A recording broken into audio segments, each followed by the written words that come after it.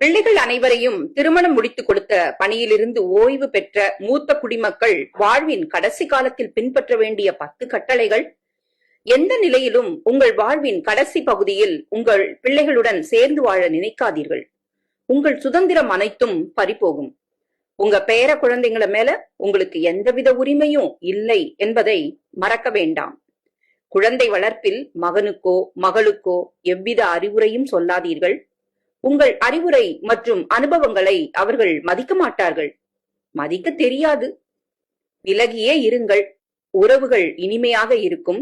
என் பிள்ளை என் பிள்ளை என பதறாதீர்கள். சிறகு முளைத்த பறவைகள் அவர்கள் என்பதை நினைத்து அமைதியாக இருங்கள். பொருள் இல்லார்க்கு இவ்வுலகம் இல்லை. கையில் பணம் இல்லாவிட்டால் உங்கள் பிள்ளைகள் வீட்டில் வளர்க்கப்படும் நாய்க்கு இருக்கும் மதிப்பும் மரியாதையும் உரிமையும் உங்களுக்கு நிச்சயம் இருக்காது. சேமிப்பு மற்றும் உங்கள் சுய சம்பாத்திய சொத்துக்களை உயிருடன் இருக்கும் வரை யாருக்கும் பகிர வேண்டாம்.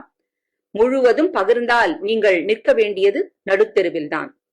காலம் முழுதும் அவர்கள் உயர்வுக்காக பாடுபட்டு பல இழப்புகளை சந்தித்திருப்பீர்கள். அவற்றை சொல்லிக் காட்ட வேண்டாம். உங்கள் கடமையை செய்தீர்கள், அவ்வளவே. கூட்டு குடும்ப வாழ்வு சிதைந்து போன தலைமுறையில் வாழ்கிறோம் என்பதை மறவாதீர்கள். தேவைப்பட்டால் வருடம் ஒருமுறை சென்று பேரன் பேத்திகளுடன் சந்தோஷமாக இருந்து வாருங்கள். அங்கே அதிகம் தங்க வேண்டாம். எந்த நேரத்திலும் உங்கள் மருமகள் முன் உங்கள் மனைவியை அல்லது கணவனை விட்டு கொடுத்து பேசாதீர்கள். உங்கள் இருவரில் ஒருவரை யார் குறைத்து பேசினாலும் எதிர்குரல் கொடுங்கள். பிள்ளைகள் வீட்டிற்கு சென்றால் கூடவே உங்களுக்கு தேவையான மருந்து மாத்திரை இத்தியாதிகளை தவறாமல் எடுத்துச் செல்லுங்கள்.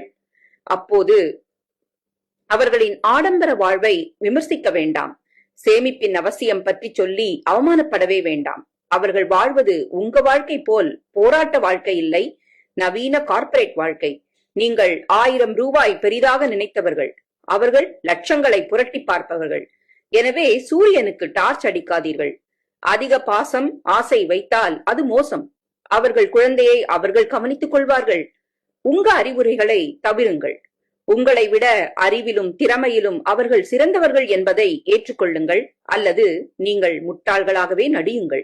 அப்பொழுதுதான் பிழைப்பீர்கள். அதிக அறிவுரைகள் இக்கால சந்ததியினருக்கு அறவே பிடிக்காது.